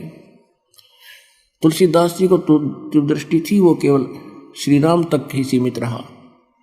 और परमात्मा ने गरीबदास जी को दिव्य दृष्टि दी, उसने असंख्य युगों का पहले का सतलोक और असंख्य लोकों की जानकारी दी। और पहले जो घटना घटी वो जो कि तो वो बता सकते हैं। जैसे तुलसीदास जी ने लाखों वर्ष पहले घटी रामायण को अपने शब्दों में ज्यों का त्यों चित्रार्थ कर दिया, बिल्कुल सही है। लेकिन वो सचखंड सतलोक के बारे में नहीं जान सका, उसकी वह दिव्य दृष्टि की रेंज बहुत कम थी। इसी प्रकार गरीबदास जी को परमात्मा ने जो दिव्य दृष्टि दी, उन्होंने असंख्यों वर्ष जन्म पहले का, असंख्यों युगों का और इन युगों का भी सारा लेखा गिनवा दिया, किसके साथ क्या क्या बना था। ये जो भी क्रिया आप कर रहे हो, जिस भी जीवन में आप रहे हो, जैसे भी आपकी ज्यों की तो आपके अंदर फीड होती है और एक उस धर्मराज के दरबार में आपकी फिल्म जाती है। और जिनकी दिव्य दृष्टि खुल जाती है प्रत्येक की देख लेते हैं, उसको चला कर देख लेते, उसके अंतःकरण में, और इसने क्या क्या जन्म भोगे, पहले ये क्या बना, पहले इसने क्या किया, कैसे था। तो ये आध्यात्मिक एक दूरबीन है दिव्य दृष्टि। तो गरीबदास उस आधार से कह रहे हैं कि ना सतगुरु जननी जने जिनके मान बापे, और पिंड ब्रह्मांड से रहित है जाना तीनों ताप। वो तो वहाँ से स्थान पर रहते हैं जहाँ पर ये कोई कष्ट नहीं है और परमात्मा की कोई माता पिता नहीं थी। और स्वयं परमात्मा ने अपनी वाणी में, कबीर जी ने कहा है, मात पिता मेरे कुछ नाही, ना मेरे घर दासी, जुल्हे का सुत आण कहाया, ये जगत करे मेरी हंसी। परमात्मा कहते हैं, ना मेरा जन्म ना गर्भ बसे, ना मेरा जन्म ना गर्भ बसेरा, मन बालक बन दिखलाया, काशी शहर नगर जल बिच डेरा, तहां जुलाए न पाया। 600 वर्ष पहले मालिक यही बोल कर गए थे, आंखों देखा गरीबदास जी यही बता रहे। शब्द संदेशा कहते हूं भिन्न भिन्न भेद विचारे, इसको माया जाड़ियों ये 9 अवतार, कृष्ण कन्हैया राम को ये जीव कहें अवतारे, हिरणाकुश नरसिंह है ये सब माया विस्तार, वो तो अचल अनूप है नूरी दे शरीरे, ये करता हो उतरे ये माया के रघुवीरे। जो यहाँ करता बनकर आए थे राम कृष्ण कहते माया के रघुवीर थे, ये अमर नहीं है। धरता को करता कहें ये बड़ा अंदेशा मोही, पारस पद बैठा नहीं तो जिसको कहिए लो। जब तक इस आत्मा को ये कंप्लीट कोर्स सत मंत्र अधिकारी से प्राप्त होकर जब मिलता है तो ये पारस का काम करता है।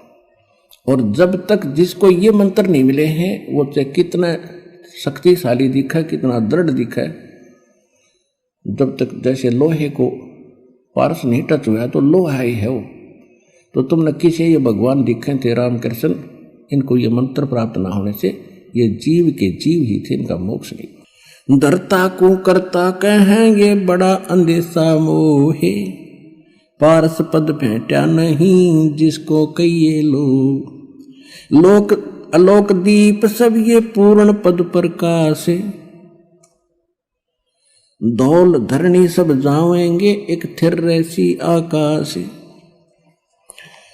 अब क्या बताते हैं, घट में शोक सिलसिला ये सूतक बड़ा अंधेरे, ये दम गिनती के दिए भाई फेर सके तो फेर। जैसे एक समय जब गरीबदास जी कथा समझाया करते थे किसी को, तो भक्त आकर कहते थे कि महाराज 100 टेंशन शरीर में दिन मन में रहती है, लड़की का विवाह करना है, वर्षा हुई नहीं, कुछ साधन हो नहीं रहा, बता कैसे भजन बनेगा।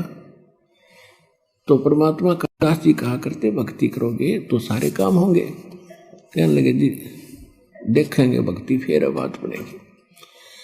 अब कहने का भाव ये है कि तुलसीदास जी कहते हैं तुलसी पिछले पाप से हरि चर्चा ना भावे, और जैसे जबर के बेगते भाई भूख विदा हो जाए। किसी व्यक्ति को बुखार हो गया, वो मलेरिया, तो उसको रोटी जो प्रतिदिन खाया करता था, स्वादिष्ट भोजन भी कड़वा लगा, जीभ पर नहीं रखा जाता। काजू, किशमिश और संतरे, सेब ये भी कड़वे लगते हैं। अब वो वस्तु पदार्थ कड़वे नहीं है, कड़वे उसके शरीर बुखार ने यानी जवर ने, टेम्परेचर ने उसके बॉडी की व्यवस्था बिगाड़ दी, जिससे उसने मीठी वस्तु भी कड़वी लग रही है।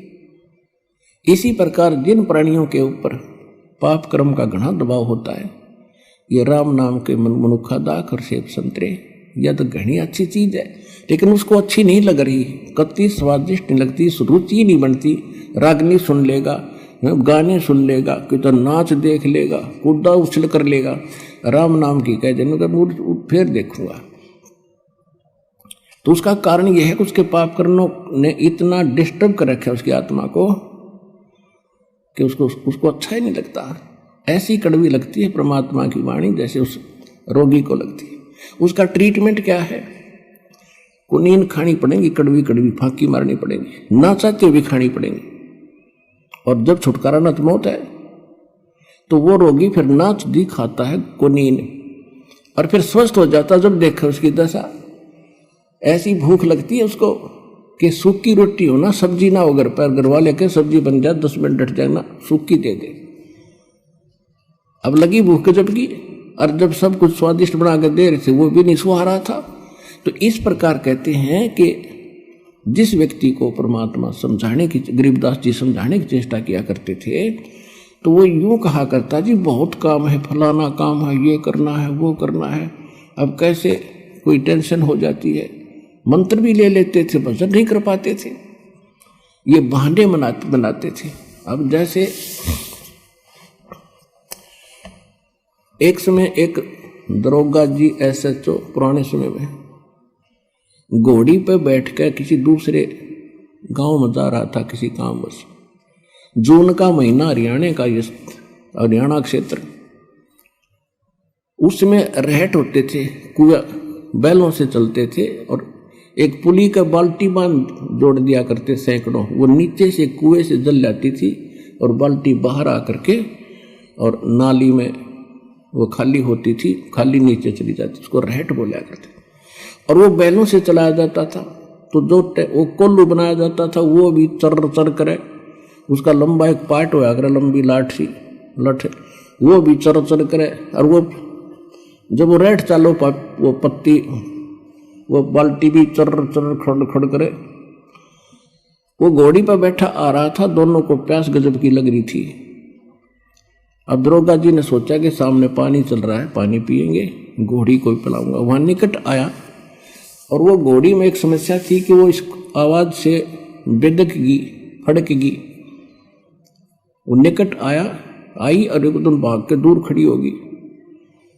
तो दरोगा जी ने कहा कि किसान, ये चोंचों को बंद कर दे भाई, मेरी घोड़ी डर रहा है। उसने वह बैल रोक दिए, वह चोंचो बंद होगी।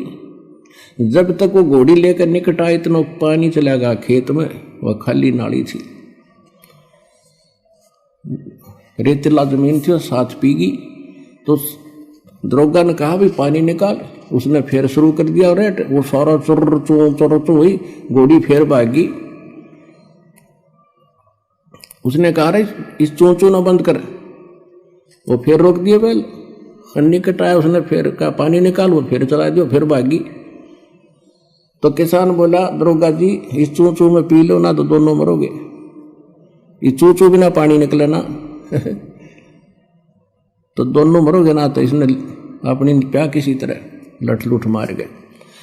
तो कहने का भाव ये है कि पुण्यात्माओं, यहाँ गरीबदास जी क्या कह रहे हैं, घट में शोक सिलसिला ये सुतक बड़ा अंधेरे, ये दम गिनती के दिए तू फेर सके तो फेर। कहते तेरे शरीर में ये शोक सिलसिला ही होता, सूतक सा हो रहा है, यानी रोज नया उपजा है कि कोई न कोई समस्या तेरे जी ने यू काल रखेगा। और ये गिनती के सांस है भाई, इस चू चू में कि मैं करा जाता हो तो इससे हम कर ले। गरीब घट में शोक सिलसिला ये सूतक बड़ा अंधेरे, ये दम गिनती के दिए तू फेर सके तो फेर।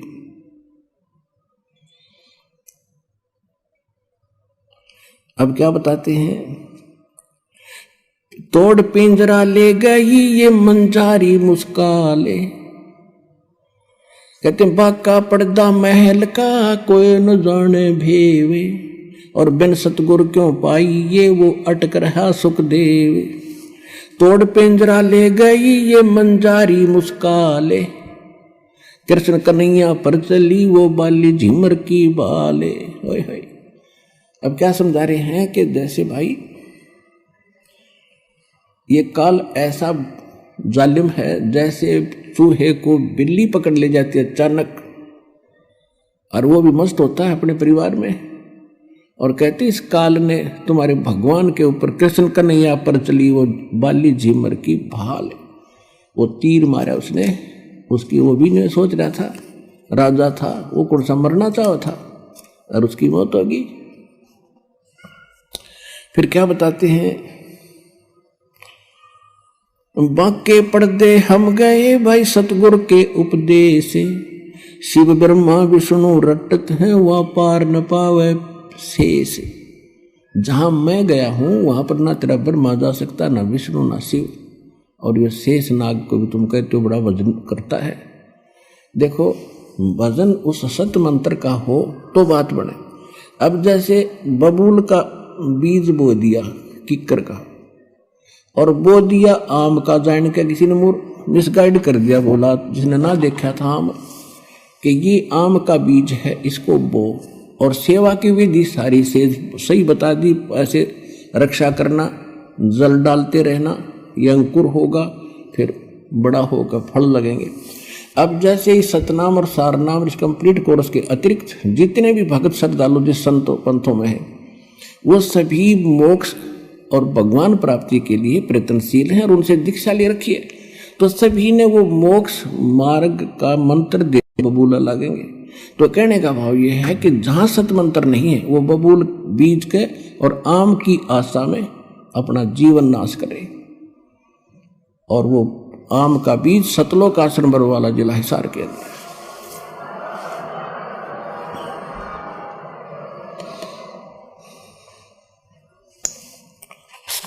अब इसमें बहुत ज़्यादा प्रकरण है, बहुत बड़ा ग्रंथ है, समय आने पर आपको धीरे धीरे सभी सुनाएंगे।